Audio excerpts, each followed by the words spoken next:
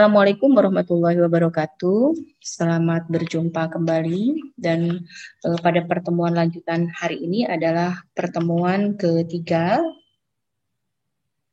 tentang konsep dasar pengelolaan wilayah pesisir dan laut. Ya, apa definisi dari pengelolaan? Ya, pengelolaan itu adalah proses melakukan kegiatan tertentu dengan menggerakkan tenaga orang lain. Ya.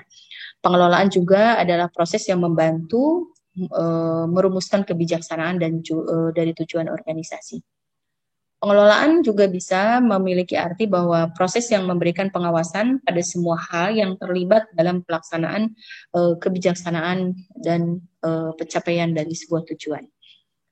Kemudian selanjutnya, definisi pengelolaan itu adalah arti luas mencakup segala usaha inventarisasi, pengaturan, pemanfaatan, perizinan, pembinaan, dan pengendalian, dan pengawasan serta konservasi. Kemudian, pengelolaan sumber daya pesisir adalah upaya merencanakan, upaya melaksanakan, memantau, dan mengevaluasi penyelenggaraan konservasi sumber daya pesisir, pendaya gunaan sumber daya pesisir, dan pengendalian sumber daya. Nah, kemudian faktanya apa? Bahwa wilayah pesisir dan lautan Indonesia ini dengan luas area mencakup 5,8 juta kilometer, kaya dengan berbagai sumber daya alamnya dan kaya atau disebut dengan sangat syarat atau kaya dengan biodiversitinya. Lalu sumber daya alam tersebut ini terbagi dua, yaitu pertama sumber daya alam yang dapat diperbaharui atau renewable resources, kemudian yang kedua adalah yang tidak dapat diperbaharui. Apa saja sumber daya alam yang dapat diperbaharui seperti sumber daya perikanan, perikanan tangkap maupun budidaya, lalu pengelolaan hutan mangrove dan terumbu karang. Lalu tadi yang kedua adalah non-renewable resources atau sumber daya alam yang tidak dapat diperbaharui. Seperti minyak bumi, gas, ya, mineral, dan bahan tambang lainnya. Kemudian, wilayah pesisir Indonesia ini memiliki berbagai fungsi seperti transportasi, untuk pelabuhan, kawasan industri, agribisnis, dan agroindustri, jasa-jasa lingkungan, tempat rekreasi atau pariwisata, dan juga kawasan permukiman, dan tidak lupa salah satunya adalah tempat pembuangan limbah. Ya, ini yang membahayakan. Faktanya memang seperti itu. Selanjutnya, kenapa penting dalam pengelolaan pesisir?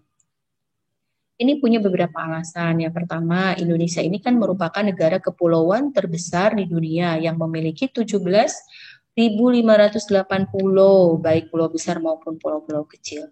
Dan kekayaan lautan yang luar biasa besar dan beragam, maka sudah seharusnya bahwa pembangunan berbasis pesisir dan lautan akan memberikan manfaat bagi kemajuan dan kesejahteraan bangsa secara keseluruhan.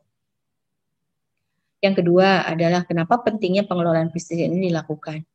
Semakin meningkatnya kegiatan pembangunan dan jumlah penduduk, serta semakin menipisnya sumber daya alam daratan, maka sumber daya pesisir dan lautan akan menjadi sebuah solusi atau tumpuan harapan bagi keberkesinambungan pembangunan ekonomi nasional di masa mendatang.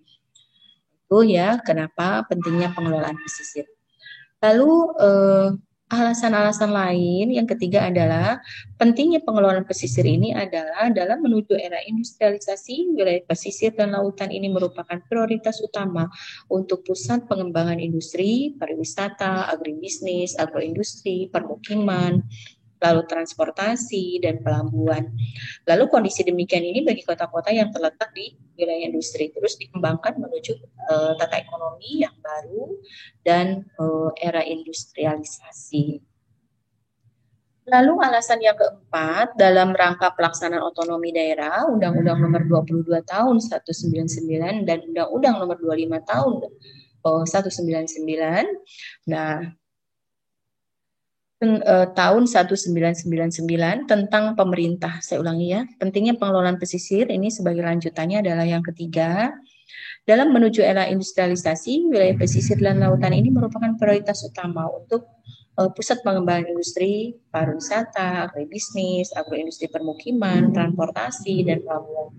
Nah, kondisi demikian bagi kota-kota yang terletak di wilayah industri terus ya dikembangkan menuju tata ekonomi dan era industrialisasi. Lalu alasan keempat, kenapa penting pengelolaan pesisir ini, yaitu di dalam rangka pelaksanaan otonomi daerah. Undang-Undang Nomor 22 Tahun 1999 dan Undang-Undang Nomor 25 Tahun 1999 tentang pemerintah daerah dan tentang pertimbangan keuangan antara pusat dan daerah. Maka dengan provinsi dengan otonomi terbatas dari kabupaten mempunyai peluang besar nih untuk memanfaatkan maupun untuk mengelola dan melindungi wilayah pesisir dan laut untuk sebesar-besarnya kemakmuran rakyat dalam batas kewenangan wilayah laut provinsi ya 12 mil laut diukur dari garis pantai dan kewenangan kabupaten sejauh sepertiga dari kewenangan provinsi. Lalu ada beberapa prinsip-prinsip pengelolaan sumber daya pesisir, yaitu program pengelolaan sumber daya pesisir ini memerlukan pendekatan menyeluruh atau secara holistik, terpadu dan multisektor ya. Lalu perencanaan pengelolaan sumber daya pesisir ini harus konsisten dan dipadukan dengan rencana kabupaten atau provinsi dan nasional, termasuk rencana pembangunan berkelanjutan tingkat pusat yang berdasarkan anggaran pembangunan dari nasional ya.